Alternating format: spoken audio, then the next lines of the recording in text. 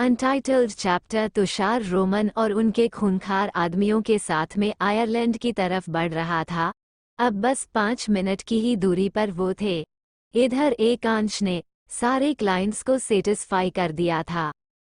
सारी चीजों की डील खत्म हो चुकी थी और अब आयरलैंड पार्टी समाप्ति के कगार पर थी। थोड़ी देर बाद वहां फायरिंग शुरू हो गई। आयरलैंड पर पार्टी में शामिल लोगों के अलावा कई सारे लोग जो कि रोमन के आदमी थे, उन्होंने सबको एक तरीके से घेर लिया था। रोमन स्पेशली यहाँ के सारे मालों को लूटने आया था, जो कि उसकी गिरोह ने प्लेन के मुताबिक उसे करने को कहा गया था। वही तुषार को तो सिर्फ एकांश की मौत चाहिए थी, जिसके बाद उसे काफी कुछ मिल जाता। तुषार के साथ आए लगभग 30 लोगों की टीम ने पूरे आयरलैंड को अपने कब्जे में कर लिया। आधे क्लाइंट्स जा चुके थे और आधे क्लाइंट्स बचे, जो कि काफी महंगी पार्टी थी। तभी तुषार और रोमन पार्टी के बीच में आ खड़े हुए। एकांश जो वही सामने खड़ा था और तुषार को एक्सप्रेशन लेस चेहरे के साथ देख रहा था। तुषार उसे मुस्कुरा कर देखते हुए बोला, अंडस्को, क्या हुआ मेरे यार?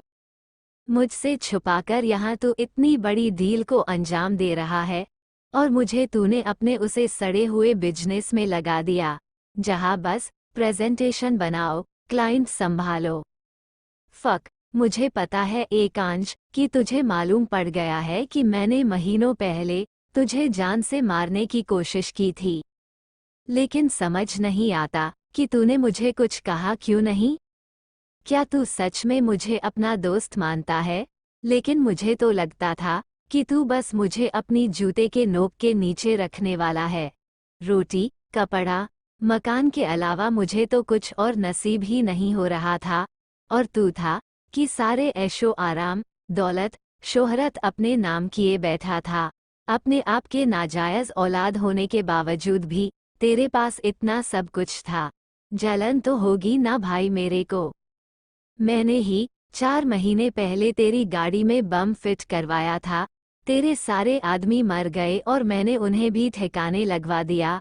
मुझे तो लगा कि तू भी उन्हीं में से एक होगा जो जलकर राख हो गया, लेकिन मैं बेवकूफ था। तेरी किस्मत कितनी अच्छी थी ना। तू खाई के पास गाड़ी से निकाल कर कूद गया। कितना सख्त मिजाज लड़का हुआ करता था तू। किसी की नज़र तुझ पर पड़ती नहीं थी तो तू उसकी आंखें निकाल लेता था, मगर मैंने तेरी गाड़ी में बम फिट करवाया और तूने मुझे इतने दिनों अपने घर में रहने दिया। वाह मेरे यार, आखिरकार क्या चीज़ है तू। जो भी हो, आज फिर मैं तुझे मारूंगा और आज तुझे मारना पड़ेगा मेरे दोस्त, वरना मेरा सारा प्लान खराब हो जाएगा। तूने मेरी रिया को मारने की कोशिश की, पता है कितने पापड़ बेले मैंने उसे अपना बनाने के लिए। अरे वो बेवकूफ़ लड़की तो ये भी नहीं जानती कि जिस मरे हुए बॉयफ्रेंड का बदला लेने के लिए वो तेरे पीछे पड़ी थी एजेंट बनकर, असल में उसके बॉयफ्रेंड का खूनी कोई और नहीं बल्कि मैं हूँ। मैं द ग्रेटेस्ट तुषार अग्निहोत्री।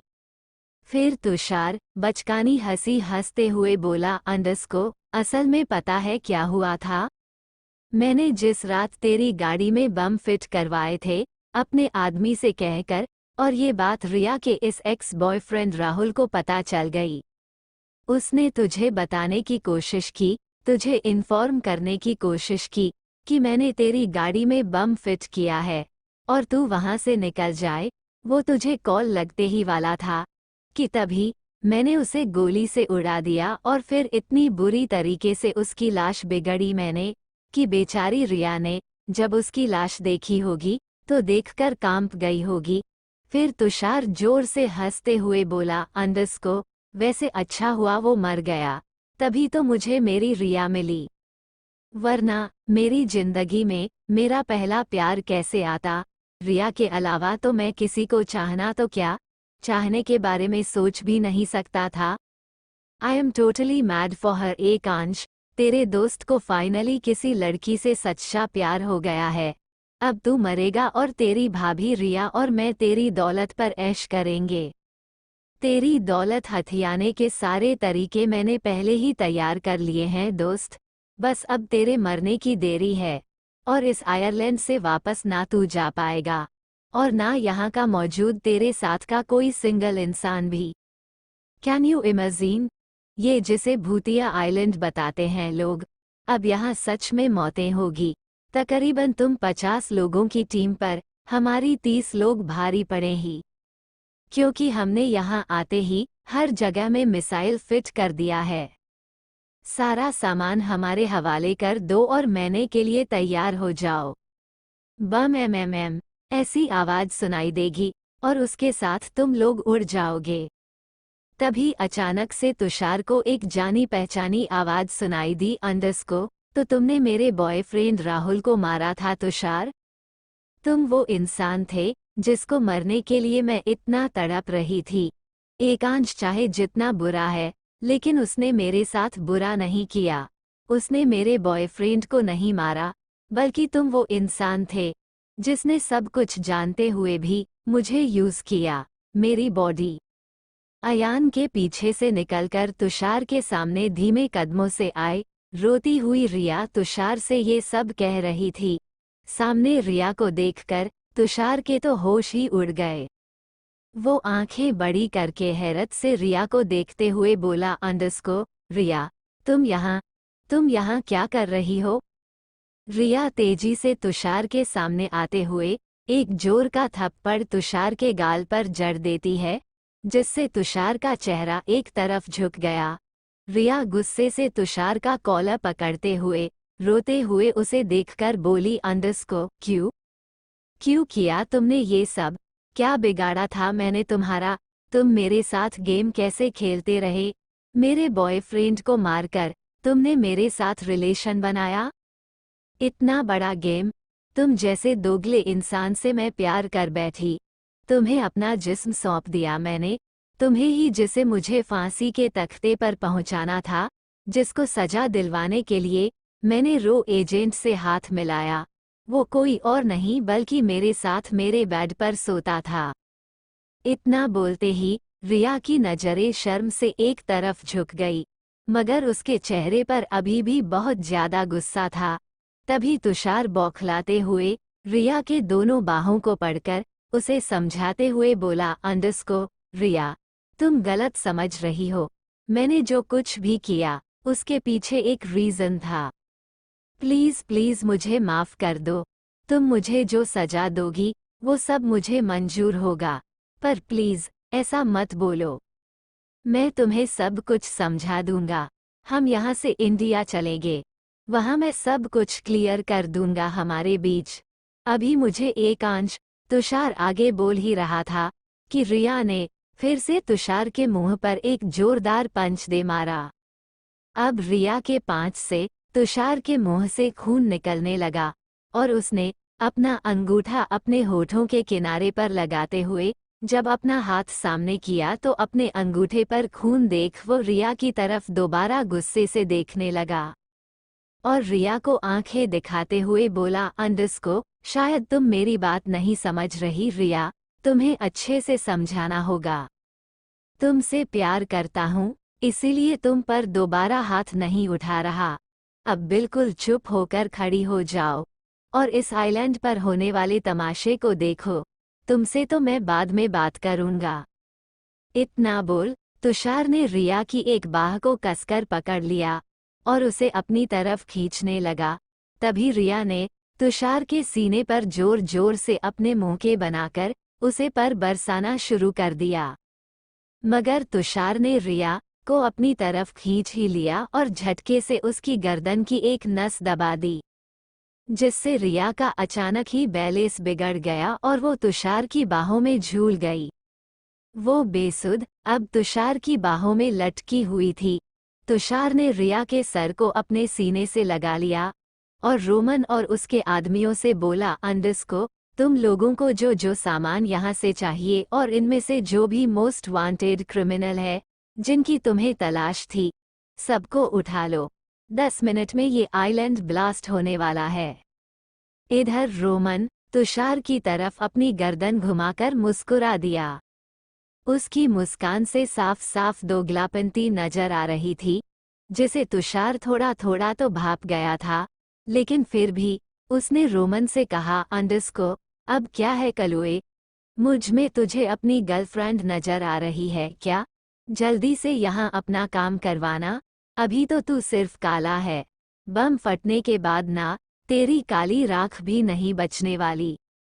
चल जल्दी कर, तुषार बेफिक्र होकर रोमन से बोला, अंडरस्को।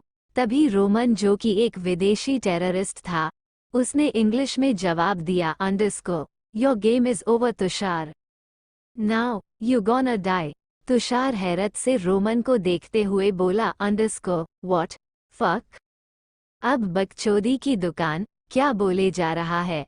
तभी इतनी देर बाद एकांश का मुंह खुला और उसने एविल स्माइल के साथ तुषार के आगे आते हुए अपनी पॉकेट में दोनों हाथ डालते हुए उसे जवाब दिया, अंडरस्को, रोमन सही कह रहा है तुषार।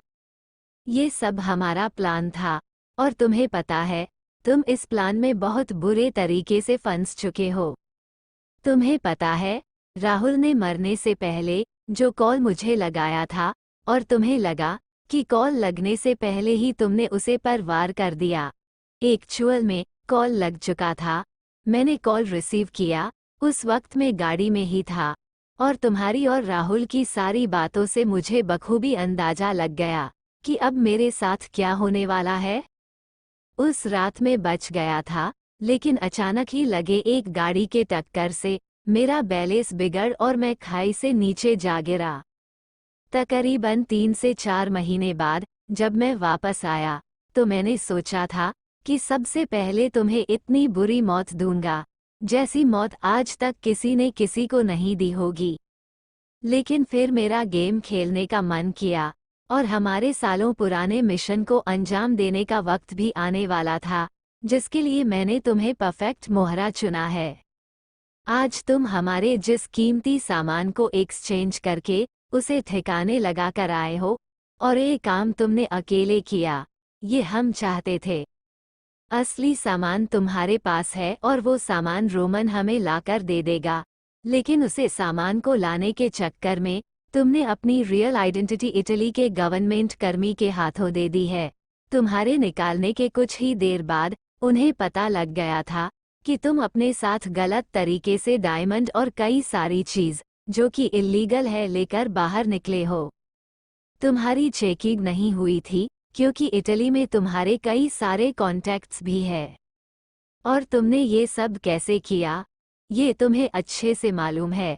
अब तुम इस आइसलैंड से जिंदा बच कर गए तो यहाँ की पुलिस तुम्हें ढूंढ लेगी। यहाँ से तुम इंडिया भी चले गए तो इंडिया की पुलिस तुम्हें पकड़कर इटली के पुलिस के हवाले सौंप देगी, क्योंकि सबकी नज़र में तुम अब एक स्मगलर, एक टेररिस्ट बन गए हो। तुम्हारी फोटो तक है ना उनके पास। अब तुम इस दिन दुनिया में शान से जीने लायक बिल्कुल नहीं रहे, तो तुम्हें मर जाना चाहिए तुषार। हमें तुम्हारी जैसी ही किसी आइडेंटिटी की जरूरत थी हमारा सामान हमारे स्पेशल क्लाइंट तक पहुंचाने के लिए। अब हमारी जरूरत पूरी हो गई है। गुड बाय तुषार अग्निहोत्री, तुम्हारी दोगली दोस्ती याद रहेगी। तुषार अपनी गर्दन हिलाते हुए बोला, अंडरस्को, मतलब अयान ने मुझसे झूठ कहा था। ये सब प्लान था, और तुम्हारे चक्कर में मैं अपने आदमी तक नहीं लेकर आया।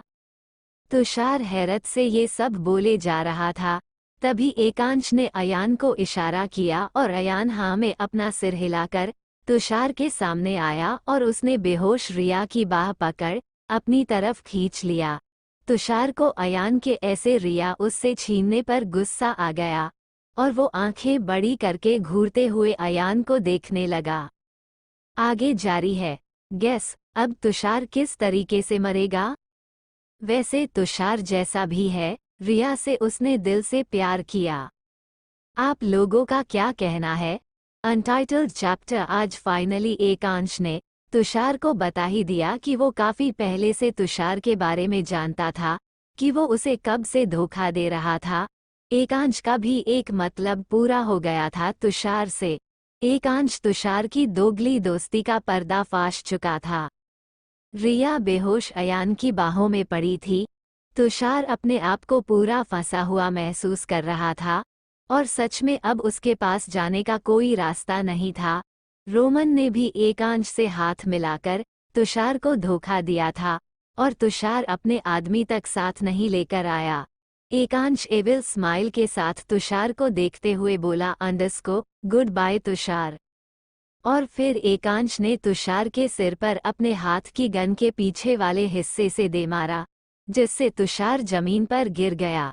एकांश ने जमीन पर गिरे हुए तुषार को एक लात मारी, जिससे तुषार पीठ के बाल जमीन पर झटके से गिर गया। अब एकांश ने उसके सीने पर लात रख दिया और अपनी नोकदार जूते उसके सीने पर दबाते हुए उसकी आंखों में देखकर कहा, अंडरस्को मुझे तो तुमने बम से उड़ाने की कोशिश की थी, लेकिन मैं तुम्हें दूसरे तरीके की मौत दूंगा, पता है कैसी? तभी एकांश ने एक चुटकी बजाई और एकांश के 4 आदमी ने आगे आके तुषार के हाथ पैर पकड़ लिए और एकांश ने अपनी लात तुषार के सीने से हटा ली। तुषार गुस्से से एकांश को देखते हुए बोला, अंडरस्को तू ये ठीक नहीं कर रहा है, एकांश मुझे यहाँ से जाने दे, वरना। तभी एकांश बीच में बोला, अंडरस्को तुम्हारा वरना और बाकी की बकवास सुनने के लिए मेरे पास टाइम नहीं है, just go to hell Tushar. शुक्र करो कि मौत तुम्हें मेरे हाथ से नहीं मिल रही, नहीं तो तुम जानते हो मेरे हाथ की मौत कितनी दर्दनाक होती है। चारों आदमियों ने तुषार को उठाकर सामने चेन को से बांध दिया और अयान ने आगे बढ़कर उसके दोनों पैर में गोली मार दी। तुषार दर्द से चिल्लाता रहा, मगर किसी को उस पर तरस नहीं आया, वो फिर भी जिंदा था। उसे एकांश के आदमी उठाकर बोट में बैठा समुद्र के बीचों बीच ले गए और समुद्र के पानी में एक ऐसा केमिकल छोड़ दिया जिसकी वजह से कुछ ही मिनट्स में वहां काफी सारी व्हेल मछलियां आने लगे और फिर दर्द से कराहते तुषार को उन्होंने समुद्र में फेंक दिया।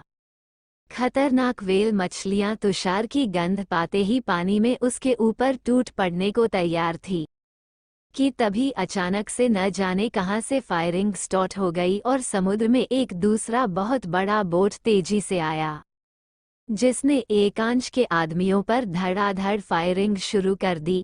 चारों तरफ गोलियों का शोर गूंज उठा उस समुद्र के ऊपर चांदनी रात में।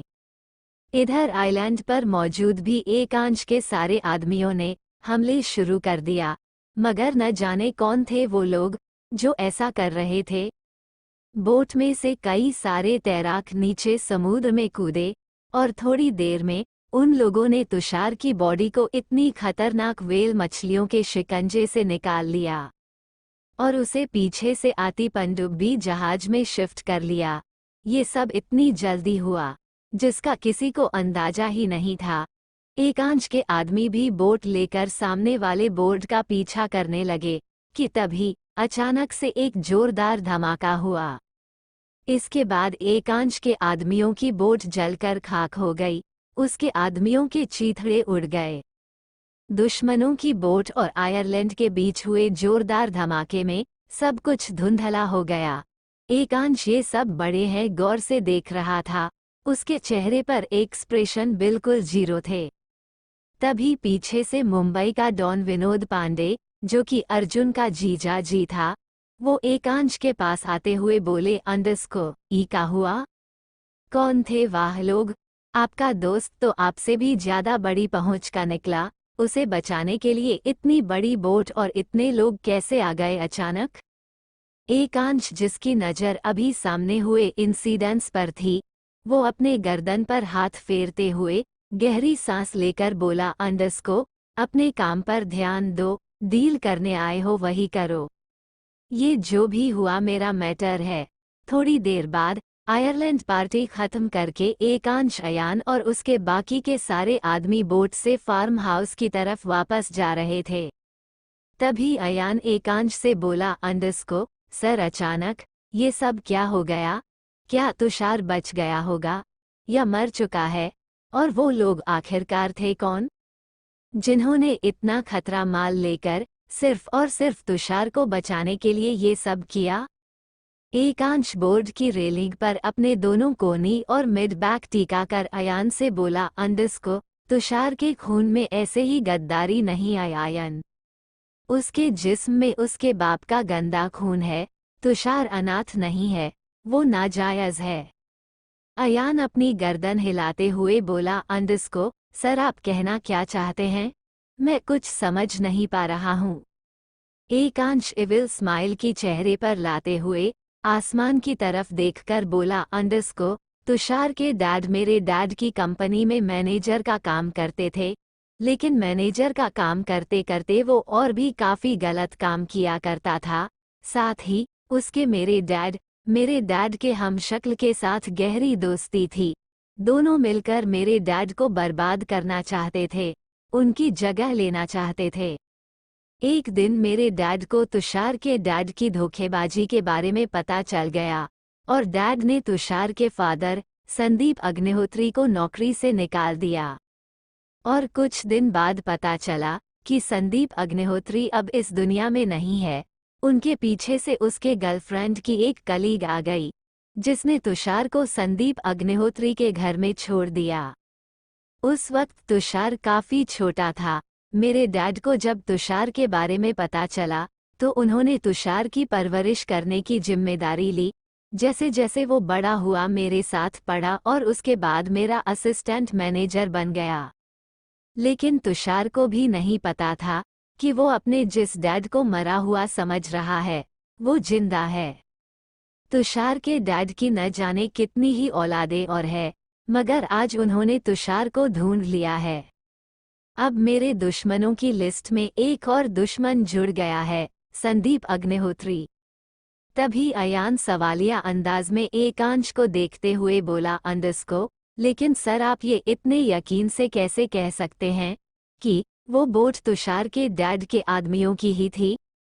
एकांश गहरी सांस लेके बोला, अंडस्को, उस बोट में शायद तुमने उस ब्लैक लॉन्ग कोट वाले आदमी को नहीं देखा आयन, मगर मैं उसे पहचान गया। इतनी लंबी कहानी सुनाते सुनाते मैं बोर हो गया हूँ। और फिर वो अयान की तरफ पीठ करते हुए समुद्र की लहरों को चांद की रोशनी में देखते हुए खुद से बोला, अंडस्को, I am missing my sweet heart very desperately. कुछ घंटों बाद एकांश फार्म हाउस वापस आता है, अपने कमरे की तरफ बढ़ता है। कमरे का दरवाजा खोलते ही, जो कि हल्का सा लगा हुआ था, वो कमरे में एंटर हुआ। कमरे का माहौल बिल्कुल सर्द लग रहा था। कमरे में उसने एक बार अच्छे से झांका तो अनिका उसे नहीं दिखाई दी और वो और अंदर आया।